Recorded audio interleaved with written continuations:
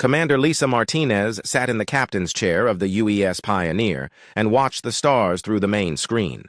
Her ship was small compared to the massive warships back on Earth, but it was fast and quiet. The Pioneer moved through space, like a shadow, recording everything and staying hidden from enemy eyes. Lisa had been doing this job for 3 years, and she knew how to stay out of trouble. Amy Foster worked at the communication station near the front of the bridge. She was young but very good at her job. Her fingers moved quickly over the controls as she listened to radio signals from the alien empire. Most of the messages were boring reports about cargo ships and patrol schedules, but Amy wrote down everything anyway. You never knew what information might be important later. Kate Sullivan sat at the tactical station and studied the enemy ships on her scanner. She had been a soldier before joining the space fleet, and her job was to figure out how dangerous the aliens were. Kate watched 3 large ships moving in formation about 2 million kilometers away. They looked like metal insects with sharp points and glowing engines. The ships were much bigger than the Pioneer, but Kate was not worried. Human. Ships had many tricks that aliens did not know about. Rosa Valdez was down in the engine room making sure everything worked perfectly. She had built half the systems on the Pioneer herself, and she knew every wire and circuit like her own family. Rosa could make the ship do things that should be impossible according to the laws of physics. The aliens would be very surprised if they ever saw what human technology could really do. Lisa looked at the star maps on her screen and planned their next move. The Pioneer had been watching the border between human space and the Galactic Empire for 2 weeks. Earth wanted to know what the aliens were doing and whether they planned to attack human colonies. So far, the aliens seemed more interested in fighting each other than exploring new territory. The Empire controlled hundreds of worlds and dozens of different species, but they ruled through fear and violence. The bridge was quiet except for the soft hum of the engines and the beeping of computer systems. Lisa liked the peaceful moments before something important happened. She had learned to enjoy the calm because in her line of work, trouble always came eventually. Today felt different, though. Her instincts told her that something big was about to happen. Amy suddenly looked up from her station with wide eyes. She had heard something on the alien communications that made her heart beat faster. 3 Imperial patrol ships had changed course and were heading straight toward the Pioneer. The aliens had somehow detected the human ship despite all its stealth technology. Lisa felt her stomach tighten, but her voice stayed calm when she spoke to her crew. She told Kate to prepare the defensive systems and ordered Rosa to get the engines ready for emergency jump to hyperspace. Amy started sending coded messages back to Earth to warn them about what was happening. The crew moved quickly but without panic because they had trained for this situation many times. The 3 alien ships grew larger on the main screen as they approached. Lisa could see details of their hull plating and weapon systems. The ships looked mean and aggressive, like they were built only for war. Each one was 10 times bigger than the Pioneer and carried enough firepower to destroy a small moon. Lisa wondered how many peaceful worlds these ships had attacked over the years. A harsh voice suddenly filled the bridge as the aliens sent a message to the Pioneer. The computer translated the alien language into English, but the meaning was clear even without translation. The Imperial commander demanded that the human ship surrender immediately for inspection. The alien called humans a primitive species that had no right to travel in Imperial space. Lisa felt anger rise in her chest at the insult, but she kept her emotions under control. Lisa tried to respond with standard diplomatic protocols that Earth had developed for first contact situations. She explained that the Pioneer was on a peaceful mission and requested safe passage through the border region. Amy sent the message using the most polite language that the computer could translate into the alien tongue. Lisa hoped that reasonable conversation could solve the problem without violence. But something went wrong with the translation systems. The alien commander received a message that sounded like threats and challenges instead of polite requests. The Imperial ships began charging their weapons and moving into attack formation. Lisa realized that peaceful solutions were no longer possible when she saw energy building up in the alien gun barrels. Kate watched her tactical display and saw the 3 ships spreading out to surround the Pioneer. She recognized the attack pattern from her military training and knew that the aliens planned to disable the human ship and capture the crew. Kate activated the Pioneer's defensive systems and felt the familiar vibration as the shield generators came online. The shields were not like anything the aliens had ever seen before, and Kate smiled as she thought about their surprise. The first alien ship fired a beam of red energy that should have cut through the Pioneer's hull like paper. Instead, the beam hit the adaptive shields and disappeared into a swirling pattern of blue light. The energy was absorbed and stored by the shield system instead of causing damage. The alien commander fired again with the same result, and Lisa could hear confusion in his voice when he contacted the other ships. Kate pressed a button and sent the stored energy back at the alien ships in a focused pulse. The returned energy hit the lead ship and overloaded its main systems. Lights went out across the alien hull and the ship began drifting helplessly through space. The other two aliens fired everything they had at the Pioneer, but their weapons only made the human shields stronger. Lisa gave orders to disable the remaining ships without killing their crews. She did not want to start a war over a misunderstanding, but she also would not let aliens threaten her people. Rosa increased power to the shield systems, and Kate carefully aimed the return fire to knock out engines and weapons instead of destroying the ships completely. Within minutes, all three alien ships were floating dead in space with their crews alive but helpless. Lisa felt satisfied that no one had been killed, but worried about what would happen next. The aliens had seen human technology that should not exist according to their understanding of science. They would ask questions and send reports that might bring more ships. Amy received new orders from Earth through the quantum communication system. The Pioneer was to return home immediately, while other human ships prepared for possible alien retaliation. Lisa ordered Rosa to start the hyperspace engines and prepare for immediate departure. The Pioneer had completed its mission, but had also revealed secrets that humans had kept hidden for many years. As the ship jumped into hyperspace, Lisa wondered if this encounter would change everything between humans and the Galactic Empire. The aliens now knew that Earth had technology far beyond what they expected from a supposedly primitive species. Lisa hoped that her people were ready for whatever came next, because she had a feeling that the galaxy was about to become a much more dangerous place. Admiral Vexara stood in the command center of her damaged flagship and stared at the repair reports with growing anger. 3 of her best ships had been disabled by a single small vessel that should not have been able to fight back at all. The humans had technology that made no sense according to everything the Empire knew about that primitive species. Vexara had fought battles across half the galaxy, but she had never seen weapons that could turn her own firepower against her ships. The Admiral's second-in-command was Captain Lirelai, an elf whose people had been conquered by the Empire 300 years ago. Lirelai had served the Empire faithfully for most of her life, but she kept her true feelings hidden behind a mask of professional duty. She had watched the battle with the human ship very carefully, and what she saw gave her hope for the first time in decades. Perhaps the elves had finally found the powerful ally they needed to break free from Imperial rule. Lirelai studied the sensor records from the encounter and tried to understand how human technology worked. The human ship had shields that adapted to different types of weapons and could absorb energy attacks completely. Even more impressive was how the humans had returned that energy with perfect accuracy to disable specific systems without destroying the ships. This showed a level of control and precision that the Empire's own weapons could never achieve. On the Imperial capital world of Dominion Prime, War Mistress Zarath received Admiral Vexara's report with disbelief and growing concern. Zarath was the supreme commander of the Imperial military, and she had built her career on the belief that the Empire had the most advanced technology in the galaxy. The idea that humans possessed faster than light travel and energy weapons was impossible according to all Imperial intelligence files. Zarath called a meeting of her top advisors and military commanders to discuss the threat that these humans might represent. The Empire had catalogued Earth as a developing world with primitive technology that posed no danger to Imperial interests. Human space was supposed to be limited to a single star system with a few small colonies on nearby planets. Now it seemed that either the intelligence was completely wrong or the humans had been hiding their true capabilities for a very long time.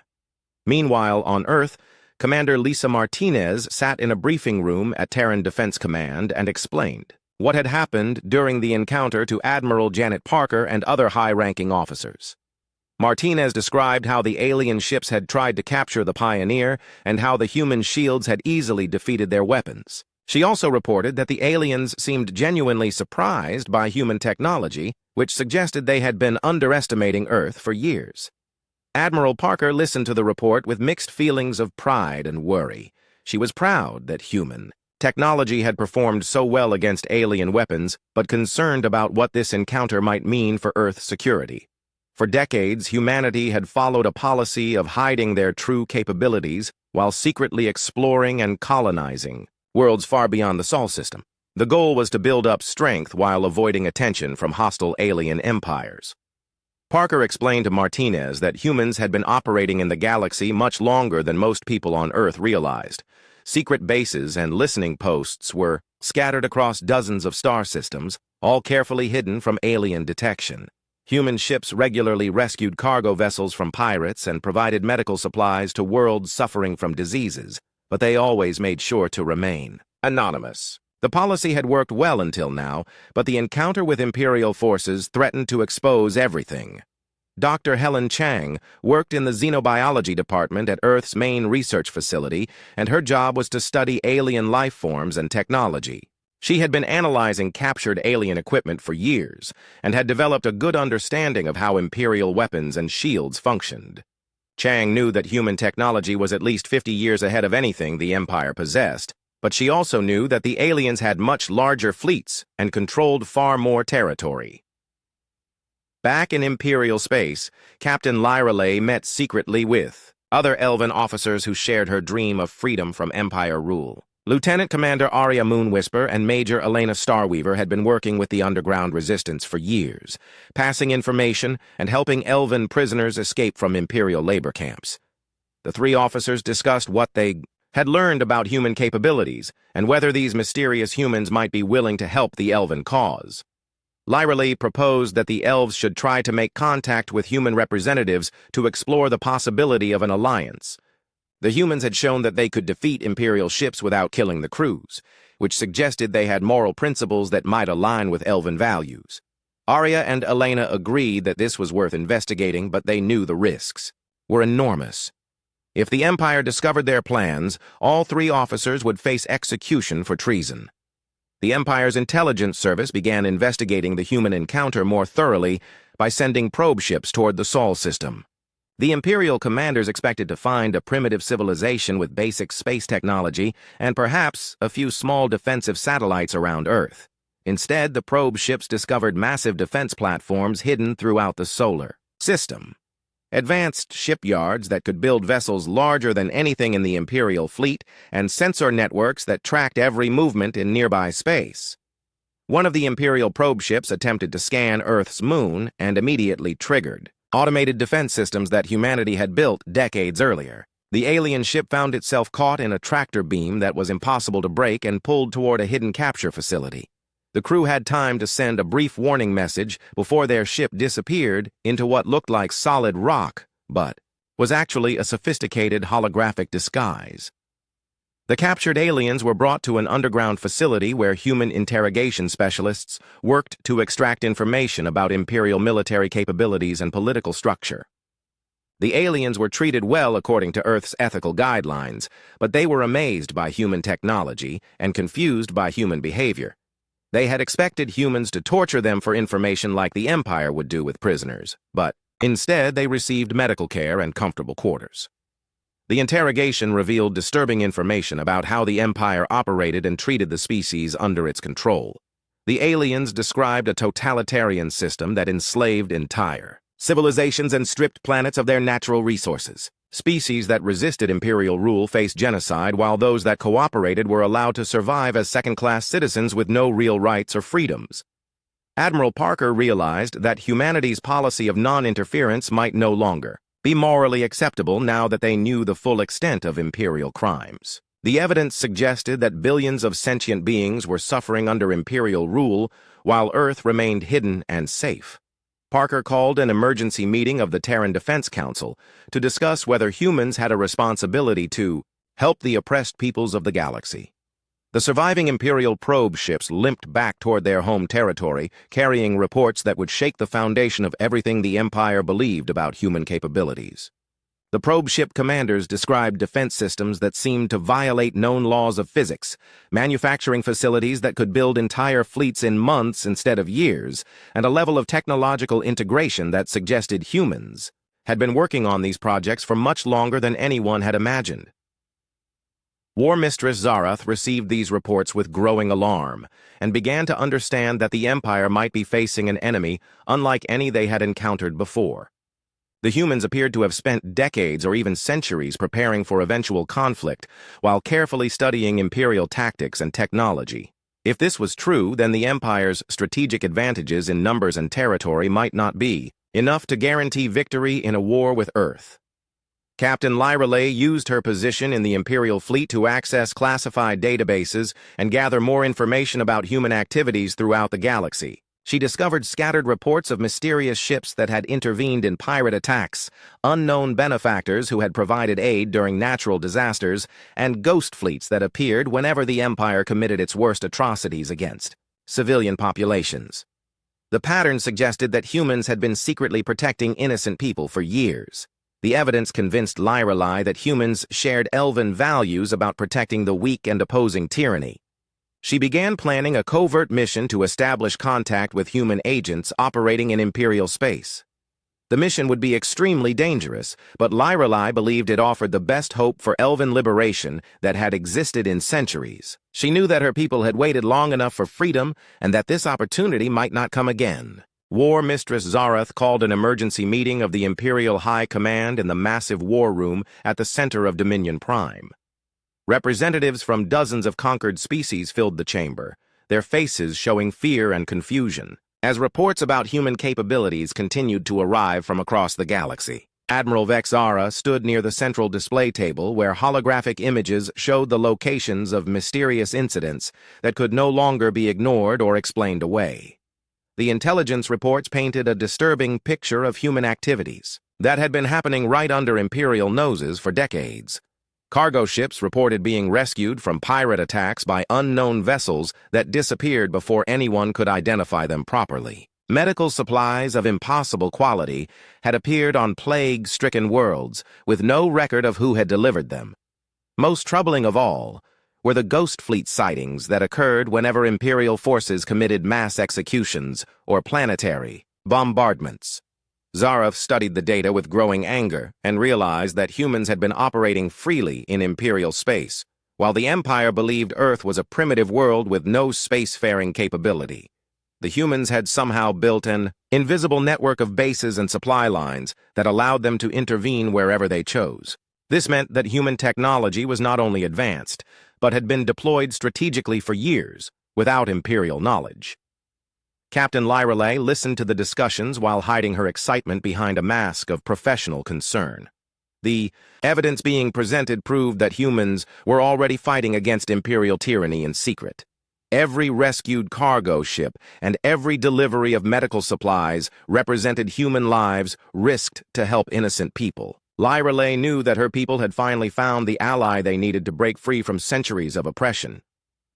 After the meeting ended, Lyrelay contacted her cousin, Commander Maya Silverleaf, who led one of the most effective elven resistance cells in the Outer Territories. Maya commanded a small fleet of ships that pretended to be Imperial patrol vessels while actually protecting elven refugees and gathering intelligence about Imperial troop movements. The two cousins had worked together for years to keep their resistance network hidden from Imperial security forces. Lyrelay shared everything she had learned about human capabilities and proposed that Maya should attempt to make contact with human agents in her sector. The evidence suggested that humans were already operating covert missions in that region and might be willing to coordinate with elven resistance forces. Maya agreed that this was worth the enormous risk because traditional resistance tactics had failed to achieve meaningful results against the Empire's overwhelming military superiority. On Earth, Dr. Helen Chang worked with her xenobiology team to study the captured Imperial prisoners and learn more about how the Empire controlled its subject species. The research revealed that many alien races showed signs of genetic manipulation and psychological conditioning designed to ensure absolute obedience to imperial authority. The Empire had been systematically altering the biology and brain chemistry of conquered peoples to make rebellion almost impossible. Chang discovered that these control mechanisms could be reversed with proper medical treatment, but the process required advanced knowledge of alien physiology that only humans possessed. The implications were staggering because it meant that billions of beings throughout the galaxy were being held in artificial slavery by biological and psychological chains. Chang immediately contacted Admiral Parker to report her findings and recommend immediate action to help the victims. Admiral Parker convened the Terran Defense Council to discuss whether humanity had a moral obligation to intervene openly in galactic affairs. The evidence of imperial crimes against sapient species was overwhelming and could no longer be ignored by any civilized society. Parker argued that Earth's policy of non-interference had been based on the assumption that humans were too weak to make a difference, but that assumption was no longer valid given their technological advantages. The Council voted to authorize Operation Dawn Light, humanity's first open intervention in galactic politics since the policy of secrecy had been established. Captain Samantha Brooks received command of the advanced destroyer UES Defiant with orders to rescue elven prisoners from a heavily fortified Imperial labor camp in the Kepler sector. The mission would reveal human military capabilities to the galaxy, but the Council decided that saving innocent lives was more important than maintaining secrecy. Captain Brooks studied the intelligence reports about the target facility and realized that this would be far more than a simple rescue mission. The labor camp held over 10,000 elven prisoners who were being used as slave workers in weapons manufacturing. Imperial security forces would fight desperately to prevent their escape because losing the facility would seriously damage the Empire's military production capabilities.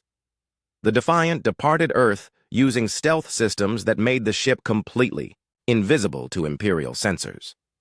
Brooks had handpicked her crew from volunteers who understood that this mission might start a war between humanity and the Galactic Empire. The crew included specialists in alien technology, combat medics trained in elven physiology, and engineers who could modify captured Imperial equipment for human use. Meanwhile, Commander Maya Silverleaf led her resistance cell toward the coordinates, where human agents were believed to be operating. Her ships maintained their cover as Imperial patrol vessels while secretly carrying medical supplies and weapons for distribution to refugee camps. Maya hoped that her reputation for opposing Imperial rule would convince the humans that elves could be trusted as allies in the fight against tyranny. The UES Defiant arrived at the Kepler sector labor camp without triggering any alarms because Imperial sensors could not detect human stealth technology. Captain Brooks studied the facility's defensive systems and realized that a direct assault would result in massive casualties among the prisoners. Instead, she decided to use human infiltration technology to bypass the defenses completely and extract the prisoners without alerting the guards. Human soldiers wearing adaptive camouflage suits that bent light around them walked through the facility walls using matter-phasing devices that temporarily altered molecular structures. The technology was so advanced that Imperial science could not even theorize about how it worked. The human infiltrators moved through the facility like ghosts, disabling security systems and unlocking prison cells without making any noise. The rescue operation succeeded beyond all expectations as human technology allowed them to extract every prisoner from the facility while capturing detailed intelligence about Imperial military production and troop deployment plans. The humans also discovered that many of the elven prisoners were actually resistance leaders and military officers, who had been presumed dead for years. Their knowledge of Imperial operations would be invaluable for planning future missions. Among the rescued prisoners was General Thalia Goldenbough, the legendary elven commander who had led the last major uprising against Imperial rule 20 years earlier. Thalia had been captured during the final battle, and everyone believed she had been executed. But instead, the Empire had kept her alive for interrogation and psychological experiments. Her survival and rescue sent shockwaves through both the resistance movement and Imperial leadership. General Goldenbow's testimony about Imperial war crimes provided the moral justification that humanity needed to abandon its policy of non-interference completely.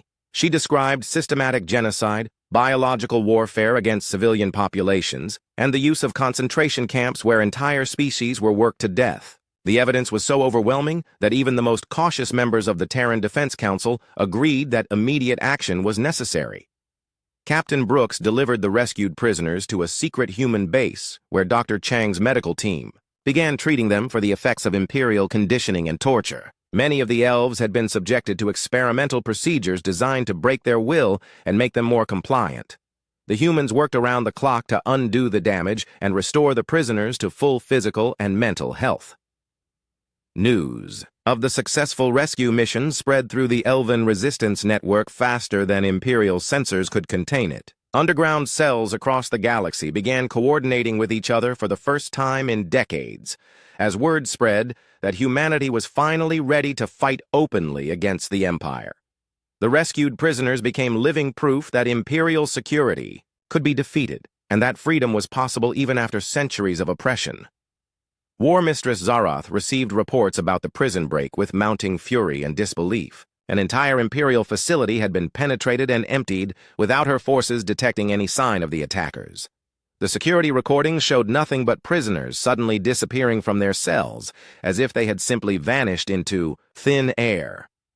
Zarath realized that human technology was even more advanced than her worst fears had suggested, and that the Empire faced an enemy that could strike anywhere without warning. News of the prison break spread across the galaxy faster than Imperial communication networks could carry official reports. Within days, every resistance cell and underground movement knew that the legendary General Thalia Goldenbough was alive and free. More importantly, they learned that humanity possessed the technology and willingness to fight the Empire openly. For the first time in centuries, conquered peoples began to believe that liberation was actually possible. War Mistress Zarath ordered a massive military buildup along all Imperial borders and demanded that every fleet commander increase security, patrols in their sectors. She sent urgent messages to distant governors warning them to expect human attacks and instructing them to prepare their defenses accordingly. But even as these orders went out, disturbing reports began arriving from across the Empire about incidents that made no sense according to conventional military thinking. Supply convoys that had been traveling the same route safely for decades suddenly vanished without any distress signals or debris fields. Communication arrays that monitored entire star systems suffered mysterious malfunctions that left regions of space completely dark for days at a time. Most disturbing of all, entire Imperial garrisons simply disappeared from their posts, leaving behind only empty bases and confused local populations who claimed they had never seen any attackers. Admiral Vexara led a task force of 12 heavy cruisers to investigate these anomalies in the Centauri sector, where 3 different incidents had occurred within the same week. Her ships carried the most advanced sensors in the Imperial fleet, and her crew included the best tactical analysts available. Vexara was determined to find evidence of human activity and develop countermeasures against their technology. But everywhere Vexara went, she found herself arriving too late to catch the humans in action. Her sensors detected no trace of enemy, ships or weapons signatures, yet the damage to Imperial facilities was unmistakable. Weapons manufacturing plants had been selectively destroyed, while nearby civilian areas remained completely untouched. Military command centers had been stripped of all useful equipment, but medical facilities in the same buildings were left fully functional and even improved with new supplies. The pattern suggested that humans could predict Imperial movements with impossible accuracy and strike with surgical precision while avoiding any harm to innocent civilians. Vexara began to suspect that humanity had been studying Imperial tactics and communication systems for far longer than anyone had imagined. The humans seemed to know Imperial procedures better than many Imperial officers did themselves. Captain Lirelay worked openly with human operatives for the first time since the rescue mission had revealed the existence of the Human Resistance Network. She coordinated joint operations with Commander Lisa Martinez, who had been reassigned to the stealth frigate UES Shadowhawk after her successful encounter with Imperial forces. The combined human and elven teams achieved results that neither species could have accomplished alone. Martinez brought human technology and tactical expertise, while Lirelay provided detailed knowledge of Imperial procedures and weaknesses. Together, they liberated 3 more worlds in rapid succession, freeing millions of enslaved beings and establishing supply lines for resistance groups throughout the sector. Each successful mission demonstrated that the Empire's control was far more fragile than its leaders wanted to admit.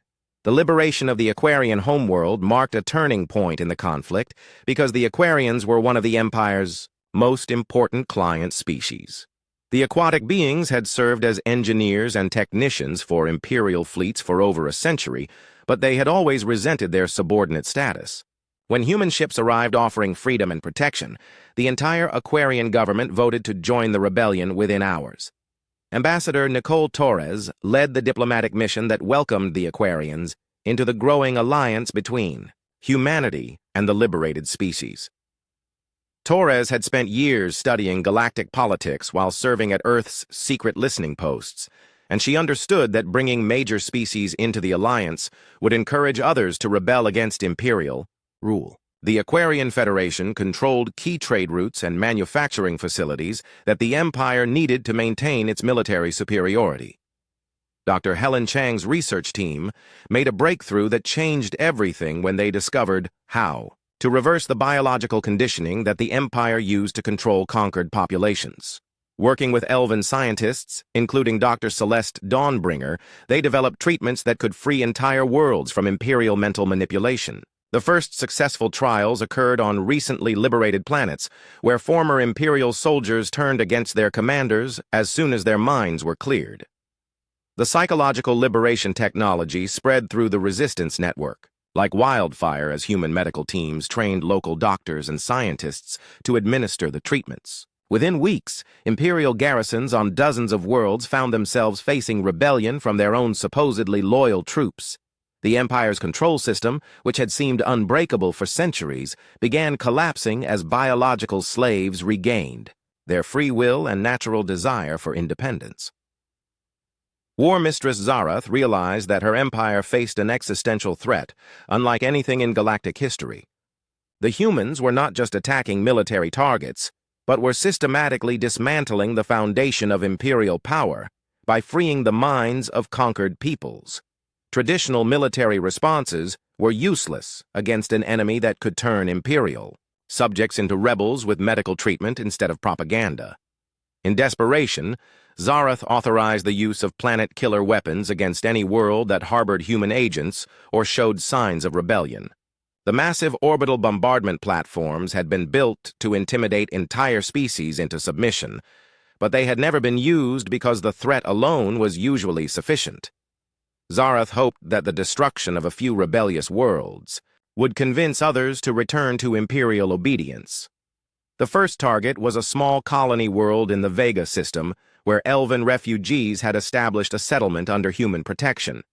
Imperial intelligence believed that destroying this world would demonstrate that humanity could not protect its allies and might discourage other species from joining the rebellion. The planet-killer fleet approached the Vega colony with enough firepower to crack the world's crust and render it uninhabitable for centuries. But when the Imperial weapons fired, their planet-destroying beams simply vanished into the same type of adaptive shielding that human ships used for defense. The entire planet was protected by a shield system that absorbed the massive energy discharge and converted it into harmless light that dispersed into space. The Imperial fleet found itself completely helpless against technology that made their most powerful weapons useless. Human defensive platforms that had been hidden throughout the system suddenly revealed themselves and began systematically disabling the Imperial fleet with precise energy bursts that knocked out engines and weapons without destroying the ships. The planet-killer vessels, which had terrorized the galaxy for decades, were reduced to helpless hulks drifting in space while their crews watched in amazement as human technology made them irrelevant. Emergency sessions of Earth's government, convened as intercepted Imperial communications, revealed that Zarath was planning to use planet killers against multiple worlds simultaneously in a final desperate attempt to maintain Imperial control. Admiral Parker realized that humanity could no longer afford to fight a defensive war when billions of innocent lives were at stake. The time had come for Earth to deploy its full military might and end the Imperial threat permanently. The failure of the planet-killer attack sent shockwaves through Imperial leadership as fleet commanders across the galaxy began to understand that their most feared weapons were useless against human technology. Many Imperial officers started to question whether continuing the war was worth the inevitable destruction of their fleets. Some commanders began secret negotiations with human representatives about the possibility of surrender terms that would allow them to survive the collapse of the Empire. Captain Lyreley received reports from resistance cells throughout the galaxy, indicating that Imperial morale was collapsing as word spread about the failed planet killer attack. The psychological impact of seeing their ultimate weapon rendered powerless was devastating to Imperial forces who had believed themselves invincible. Many species that had remained neutral began openly supporting the rebellion as it became clear that the Empire could no longer protect or threaten them effectively. Dr. Chang expanded her treatment programs to work with refugees from dozens of different species, learning how Imperial conditioning affected each race differently and developing customized therapies to restore their natural mental functions. The work was exhausting but incredibly rewarding as millions of beings regained their ability to think freely and make independent choices for the first time in generations. Each successful treatment created another ally in the fight against Imperial tyranny and brought the galaxy closer to universal freedom. Admiral Janet Parker stood on the bridge of the massive carrier UES Liberty and watched as the largest fleet in human history assembled in Earth's orbit. Hundreds of ships filled the space around the planet, from small fighter craft to enormous dreadnoughts that dwarfed anything the Imperial Navy had ever built. This was the first expeditionary fleet, humanity's declaration that the age of hiding was over and the fight for galactic freedom had begun. Parker had spent months planning this operation with military leaders from across human space and representatives from the growing alliance of liberated species. The fleet included vessels that had been secretly constructed over decades in hidden shipyards throughout the galaxy. Human engineers had designed these ships specifically to counter Imperial technology while incorporating the best ideas from allied species who had joined the rebellion.